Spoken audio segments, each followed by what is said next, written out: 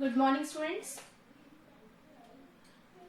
Today our topic is how federalism is practiced in India. In previous class we just studied about India is a federal country where there are the three level of the government: central ministry, state ministry and local authority also. The central ministry, according to the union list, it is more powerful than the state one. Some major subjects are there in union list on which only central ministry can make the law, like the defense, currency or banking. Today we just discuss about how federalism is practiced in India. So constitutional provisions are necessary for the success of federalism, but these are not sufficient. किसी भी देश में federalism के की feature के लिए constitutional written constitutional provisions का होना जरूरी है, लेकिन दीज आर नॉट सफिशिएंट. केवल कॉन्स्टिट्यूशन में लिखने से वो प्रैक्टिस में नहीं आता जब तक उसको आप प्रैक्टिकली इम्प्लीमेंटेड नहीं करते.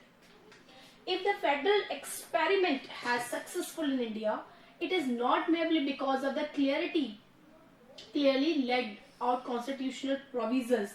There is a success of federalism in India can be attributed to the nature of the democratic politics in our country. अब हम कह रहे हैं कि how the federalism is successful in India, कि हमारे यहाँ फेडरलिज्म इसलिए सक्सेसफुल नहीं कि हमारे कॉन्स्टिट्यूशन में उसे क्लियरली नॉमिनेट किया गया, ऐसा नहीं है. यहाँ पर फेडरलिज्म इसलिए सक्सेसफुल है क्योंकि जो हमारा पॉलिटिक्स है that is democratic politics.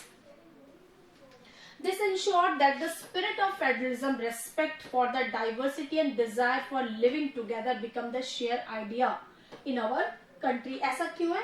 Because we are just having the habit of sharing, कि हम अपने ideas जो है, जो federalism का idea है, उस पे हम क्या करते हैं, आपस में sharing करते हैं. Now the concept starts from the linguistic states. ठीक है, हमारे यहाँ जो ये states divided है, आप ये मैप देख रहे हैं, इंडिया का मैप देख रहे हैं, इसमें जितने भी states हैं, these states are divided on behalf of linguistic states. What is linguistic states? These states are just defined or originated on the behalf of languages. ये जो state originate हुए, ये जो state में compile किया गया इनको, इनका reason क्या था, उनके पीछे reason क्या था?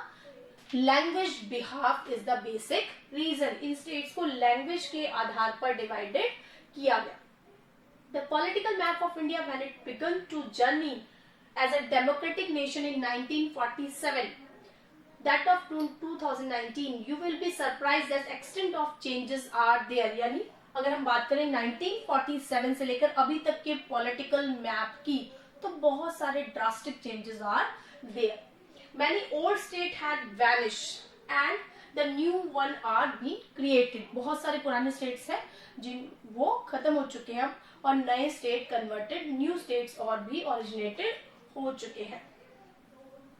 In 1947, the boundaries of old state of India were changed in the order to create new states. कुछ नए स्टेट्स को बनाने के लिए पुराने स्टेट्स की बाउंड्रीज को चेंजेस किए गए हैं 1947 के बाद. This was done to ensure that the people who speak the same language, ऐसा क्यों किया गया है कि जो सेम लैंग्वेज से बिलीव करते हैं, they lived in the same state. ऐसा किस लिए किया गया कि एक ही लैंग्वेज के लोग एक ही स्टेट्स को बिलोंग कर, एक ही स्टेट में रहे. Some state were created not on the basis of language, लेकिन कुछ स्टेट ऐसे हैं जो लैंग्वेज के बिहाफ पर क्रिएटेड नहीं किए गए हैं, but the recognition on different base of culture, ethnicity और ज्योग्राफिकल कंडीशन और एरिया वाइज ऑल्सो. कुछ स्टेट्स तो लिंग्विस्टिक बिहाफ पर बने कि जहां सेम लैंग्वेज वाले लोग रहते हैं. कुछ स्टेट्स ऐसे हैं जो अपने ज्योग्राफिकल एरिया और वहां के सेम कल्चर की वजह से ऐसे ओरिजिनेटेड हुए हैं. दीज स्टेट्स, इसमें कौन कौन से स्टेट है, जैसे नागालैंड, उत्तराखंड और Jharkhand are the states.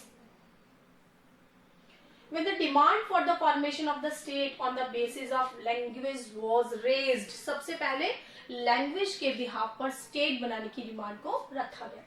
Some national leaders feared that it would be lead to the disintegration of the country. जब लैंग्वेज के बिहाफ पर कंट्री में पॉलिटिकल एरिया डिजाइन किया जा रहा था, तो सम जो लीडर्स थे उन्हें ऐसा लगा कि हो सकता है एक्सक्यूज मी, इस तरह की स्थिति से जो कंट्री का इंटीग्रेशन है, ठीक है, जो उसका जो डाइवर्सिटी है, उसकी जो यूनिटी है, वो कहीं ना कहीं इससे इफेक्टेड ना हो जाए. The central government decided linguistic state for the some time, but the experience have shown that the linguistic states has actually made of the country more united. तो जैसे जैसे ये प्रैक्टिस में आया लिंग्विस्टिक स्टेट, तो हमें महसूस हुआ कि इस तरह से जो हमारा नेशन है, डाइवर्स कल्चर वाला जो नेशन है, इस तरह के स्टेट बनने के बाद ज्यादा यूनाइटेड हुआ. अब हमारी लैंग्वेज पॉलिसी क्या है? जैसे हमने देखा था कि श्रीलंका में सिंगला लैंग्वेज को वहां की नेशनल लैंग्वेज घोषित किया गया था. अगर हम बेल्जियम कॉन्स्टिट्यूशन पे, मॉडल ऑफ बेल्जियम कॉन्स्टिट्यूशन पे जाते हैं, तो वहां हमने देखा था वहां डच स्पीकर भी है, फ्रेंच स्पीकर है, जर्मन स्पीकर्स भी है. सो दे डिजाइन द कम्युनिटी गवर्नमेंट. हर जो लैंग्वेज स्पीकर्स है उनकी अपनी एक अलग एथनिक गवर्नमेंट या कम्युनिटी गवर्नमेंट होगी. ठीक इस तरह से हमारे यहाँ भी किसी भी जो लैंग्वेज है उसको नेशनल लैंग्वेज का दर्जा, सिंगल लैंग्वेज को नेशनल लैंग्वेज का दर्जा नहीं दिया गया है. A second test for the Indian Federation. पहला टेस्ट तो क्या था? The states are divided on behalf of language. The second is language policy. Our constitution did not give the state of the national language to any language. हमारे यहाँ किसी भी भाषा को देश की राष्ट्रीय भाषा घोषित नहीं की गई.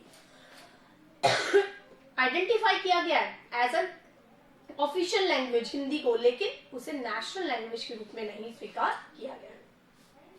Hindi is identified as the official language, but Hindi is the mother tongue of only 40% people.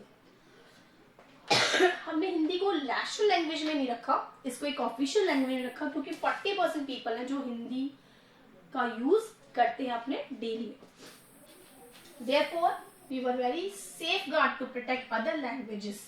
Beside Hindi, there are 21 other languages which are known as scheduled languages. Here we use the word scheduled languages. What do you mean by scheduled languages? Hindi is also scheduled language, and 21 other language also scheduled. What do you mean by scheduled language? किसे कहेंगे?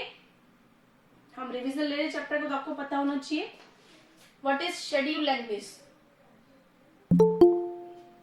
बताइए. नहीं पता किसी को? हिमलता,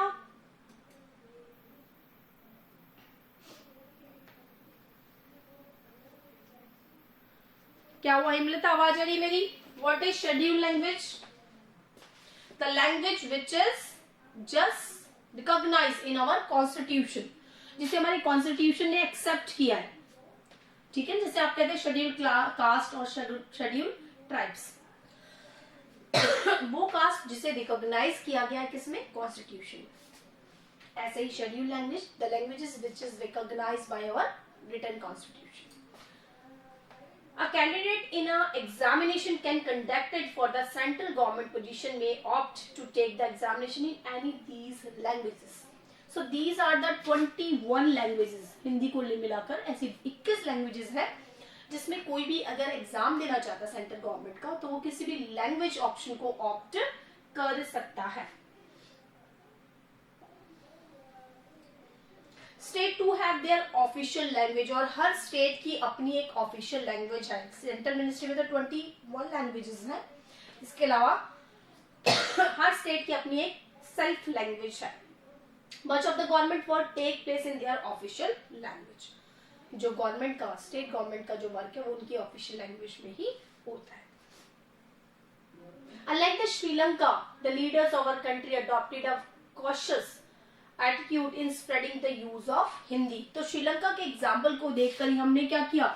हम भी बड़े कॉन्शियस हो गए थे, और हमने क्या किया? श्रीलंका में जैसे सिंगलास को और सिंगला लैंग्वेज को वेटेज दिया गया, तो हमने हिंदी के साथ वैसी स्थिति नहीं रखी. हमने हिंदी को मदर टंग रखा, लेकिन हमने उसे नेशनल लैंग्वेज के रूप में नहीं रखा. According to the constitution, the use of English or the official purpose was stopped in 1965.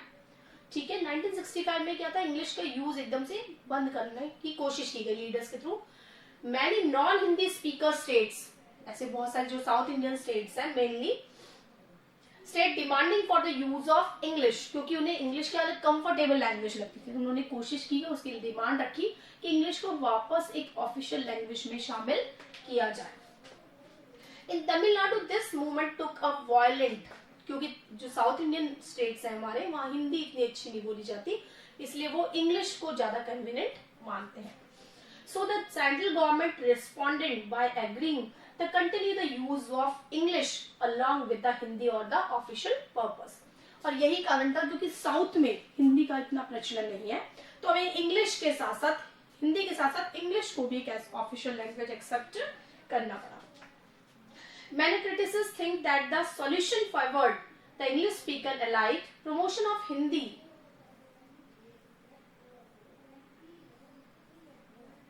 continue to be the official policy of the government of India.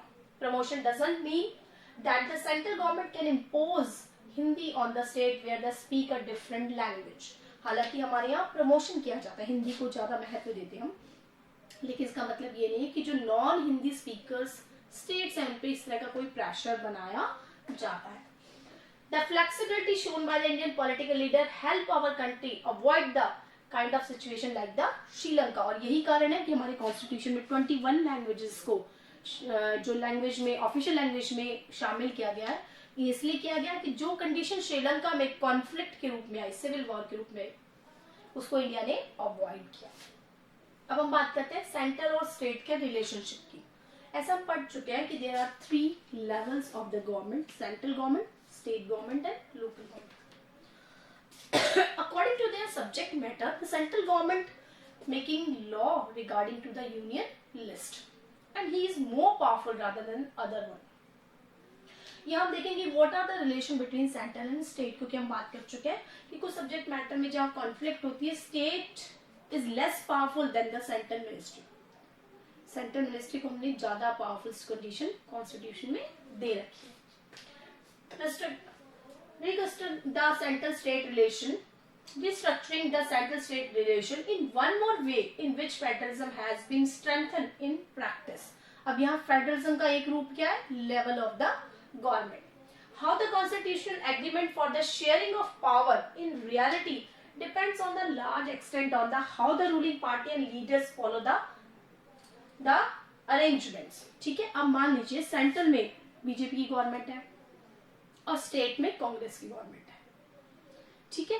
अब इन दोनों के रिलेशन कैसे रहेंगे, ये इस बात पे डिपेंड करेगा कि इन अरेंजमेंट को इन दोनों पार्टी किस रूप में लेती हैं। For a long time the same party rule both in the central और in the most of the states. 1947 से लेकर बहुत लंबे समय तक ज्यादातर ऐसा चला कि बहुत सारे स्टेट्स में और सेंट्रल में सेम पार्टी की रूलिंग रही। This meant the state government did not exercise their rights autonomous federal unit। और ये कारण रहा कि स्टेट्स गवर्नमेंट ने कहीं इंटरफेयर नहीं किया अपने अधिकारों के प्रति। As when the ruling party of the state level was different, लेकिन जब सेंट्रल और स्टेट में अलग अलग ruling party I, the state would defend the parties ruled by the center tried to undermine the power of the states। और कभी कभी ऐसे एग्जाम्पल देखा जाता है कि स्टेट गवर्नमेंट को अंडरमाइन, यानी सेंट्रल गवर्नमेंट अपने पावर का इस्तेमाल करती किस पे? स्टेट गवर्नमेंट पे। Often misuse the constitution to dismiss the state government that were controlled by the rival parties। This undermined the spirit of federalism। ऐसा कभी कभी हो भी जाता है कि सेंट्रल गवर्नमेंट अपने पावर का ज्यादा यूज करने के कारण कॉन्स्टिट्यूशन के विरुद्ध भी कई बार काम कर लेती, लेकिन ऐसा पॉसिबल नहीं है। All this changes significantly after 1990। This period was rise the regional political parties in many states of the country। और लेकिन 1990 के बाद बहुत सारे स्टेट में कुछ रीजनल पार्टी मतलब वहां की लोकल पार्टीज भी बहुत ज्यादा आई। This beginning the era of coalition government. यहाँ पर कॉन्सेप्ट है coalition government. What do you mean by coalition government? A government form by the coming together at least 2 political party, यानी जो हमारा कोलिशन गवर्नमेंट का कॉन्सेप्ट है, when no party get majority, अगर किसी भी इलेक्शन में कोई भी पार्टी को मेजॉरिटी नहीं मिलती, then 2 and more parties join together, coming together and make a federation, that is coalition government. जब किसी भी पार्टी को चुनाव में बहुमत नहीं मिला तो 2 या 3 पार्टी मिलकर सरकार बनाती है, जिसे हम क्या बोलते हैं, साझा सरकार या कोalition गवर्नमेंट के नाम से जानते हैं। ये क्लियर हो गया? Yes ma'am. कोalition गवर्नमेंट समझ में आ गया बेटा? Yes ma'am. Okay. No single party got a clear majority in the Lok Sabha. The major national parties had to enter into the alliance. जब कोई भी पार्टी को मेजोरिटी नहीं मिलती, so they making a alliance with many parties including the several regional parties also. कहीं भी वो local party से भी उनको क्या करना पड़ता है, अपना गठजोड़ करना पड़ता है।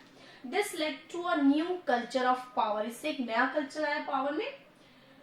The autonomy of the state government. अब स्टेट का रोल भी सेंटर में ज्यादा हो गया। Now the linguistic diversity of India. ठीक है, यहाँ पर हम देख रहे हैं कि जो हमारी ऑफिशियल लैंग्वेज है वो 21 है। इसके अलावा हम जो देखते हैं, सेंसस ने हमारा फॉर्म किया है, there are some local dialects also who are famous than some languages also. कुछ ऐसे डायलेक्ट्स भी हैं जो यहाँ पर फेमस है। एक चार्ट आपको दे रखा है यहाँ पर कि असमीज लैंग्वेज स्पीकर्स है 1.26, बंगालीज 8.03, ठीक है, अदर लैंग्वेजेस ऑल्सो। ये हमारा लिंग्विस्टिक डाइवर्सिटी है कि इंडिया में different type of languages use की जाती है।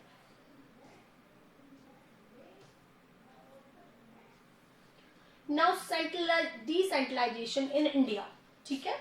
अब व्हाट इज डिसेंट्रलाइजेशन? अभी हमने 2 लेवल पढ़े, सेंट्रल लेवल और स्टेट लेवल। अब हम बात करें लोकल लेवल की बात करते हैं।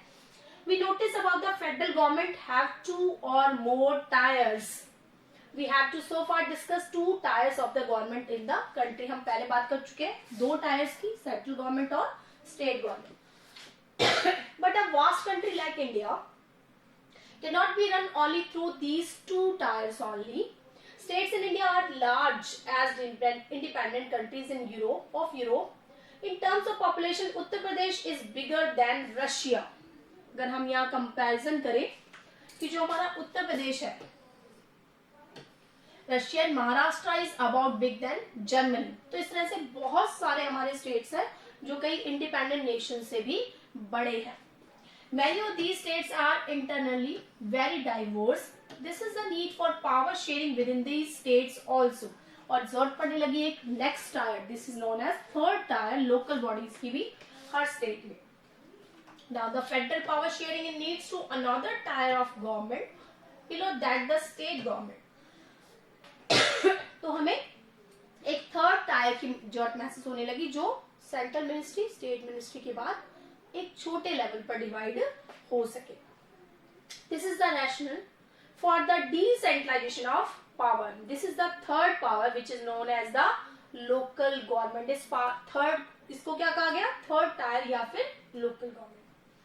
When power is taken away from the central state and given to the local government, it is called decentralization.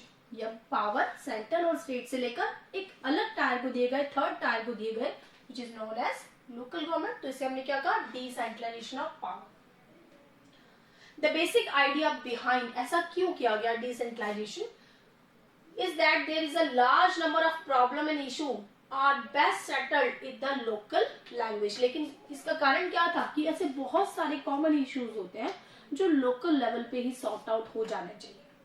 उन्हें कहीं ना कहीं सीएम तक जाने की आपको जरूरत नहीं पड़ती। यानी आपका एक लोकल एरिया होता है, जैसे मान लीजिए आपके आसपास की सफाई है, आपका ड्रेनेज सिस्टम है, आपके पास की नाली ब्लॉक होगी, ये सब चीज किससे जुड़ी हुई है? आपको इस हर चीज के लिए सीएम डिपार्टमेंट थोड़ी जाएंगे, उसके लिए म्युनिसिपल कॉर्पोरेशंस भी बने हुए, तो ये लोकल गवर्नमेंट के थ्रू आते हैं। तो ऐसा डिसेंट्रलाइजेशन का जो बेस था, उसके पीछे ऑब्जेक्टिव क्या था कि ऑब्जेक्टिव यही था कि कुछ प्रॉब्लम्स ऐसी थी जिनका सॉर्ट आउट लोकल लेवल पे ही हो जाना चाहिए। They also have better ideas and where to spend money and how to manage thing more efficiently. ऐसा क्यों? क्योंकि जिस लोकेलिटी में हम रहते हैं उसकी प्रॉब्लम और उसके सॉल्यूशन के बारे में हमें ज्यादा पता होता है, और यही कारण था हमने डिसेंट्रलाइजेशन ऑफ पावर किया, ताकि हमें पता होता कि हमारे लोकल सोर्सेस क्या हैं, उन सोर्सेस का हम किस तरह से एफिशिएंट तरीके से यूज कर सकते हैं।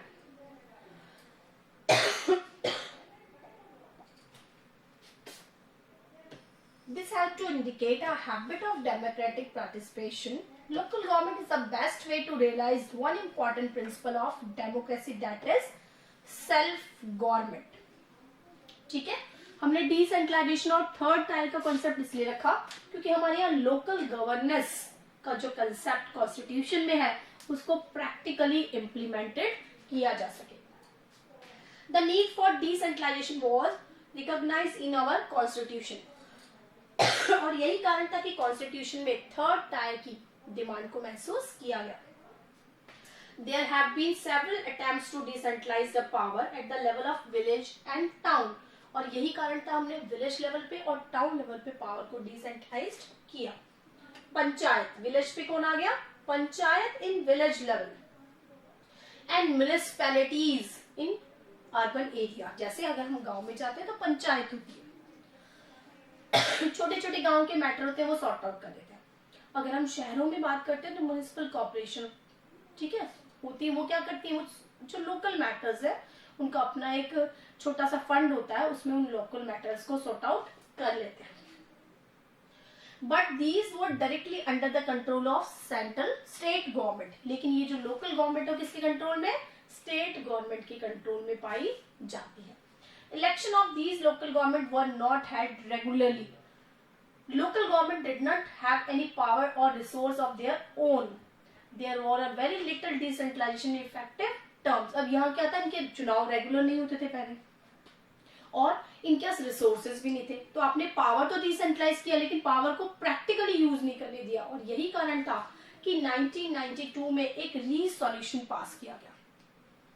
ठीक है, उसमें क्या कहा गया? Now it is constitutionally mandatory to hold regular election. अब क्या किया गया? आपके मेयर के चुनाव भी क्या होते हैं? रेगुलर होते हैं। सरपंच के चुनाव भी क्या होते हैं? रेगुलर होते हैं। तो 1992 के बाद क्या किया गया कि इनके रेगुलर इलेक्शंस होंगे।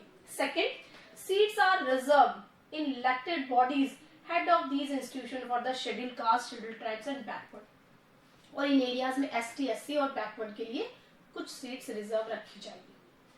इसी तरह से 1/3 of all positions are reserve for the women. Women के लिए भी क्या है? 1/3 रिप्रेजेंटेशन लोकल गवर्नमेंट में रखा जाएगा। An independent institution called the state election commission, जैसे सेंट्रल इलेक्शन कमीशन है ऐसे ही state election commission. State election commission has been created in such states, ऐसे स्टेट्स बनेगा, और वो क्या करेगा? इन पंचायत राज और म्युनिसिपल कॉर्पोरेशन के इलेक्शंस को वॉच करेगा। The state government are required to share some power, और स्टेट गवर्नमेंट से ये कहा गया कि वो अपने कुछ पावर और कुछ रेवेन्यू का पार्ट किससे शेयर करें? लोकल गवर्नमेंट से शेयर करें, क्योंकि अभी तक आपने क्या किया था? उनके इलेक्शन रेगुलर नहीं होते थे ना, उन्हें कोई आपने रेवेन्यू दे रखा था, तो उनसे कहा गया काम करो लेकिन पैसा नहीं है। इसलिए स्टेट गवर्नमेंट ने क्या कर, अब क्या सिस्टम बनाया कि स्टेट गवर्नमेंट को कुछ प्रपोर्शन, जहां से वो इनकम लोकल गवर्नमेंट अपनी जनरेट कर सके। Rural local government is popularly known as the Panchayati Raj. जो गांव में पाई जाती है उसे हम क्या बोलते हैं? पंचायती राज। ईच विलेज और group of village in the same some states have the gram panchayat also. कई जगह क्या है? पंचायती राज में ग्राम पंचायत भी है। This is the council consist the several wards member. ये काउंसिल एक समिति है जिसमें बहुत सारे वार्ड मेंबर हैं, जिन्हें क्या कहा जाता है? पंच कहा जाता है। एंड प्रेसिडेंट ऑफ, जो उनका हेड है, वो क्या कहलाता है? Sarpanch. They are directly elected by the adult population, यानी the person who is getting the age of 18 can vote in Panchayati Raj election. कि कोई व्यक्ति जो 18 साल का हो गया वो पंचायती राज इलेक्शन में अपना वोट कर सकता है। तो इस तरह से हमारे यहाँ पंचायती राज सिस्टम को बनाया गया है। तो ये हमने क्या देखा कि जो थर्ड टायर है it is just practice after 1992। 1992 के बाद हमने इस थर्ड टायर को इंपॉर्टेंस देना स्टार्ट कर दिया। यहाँ तक समझ में आ गया बेटा? Yes, ma'am. ओके, चलो आज इतना ही करेंगे। Have a nice day. Thank you. You too, ma'am.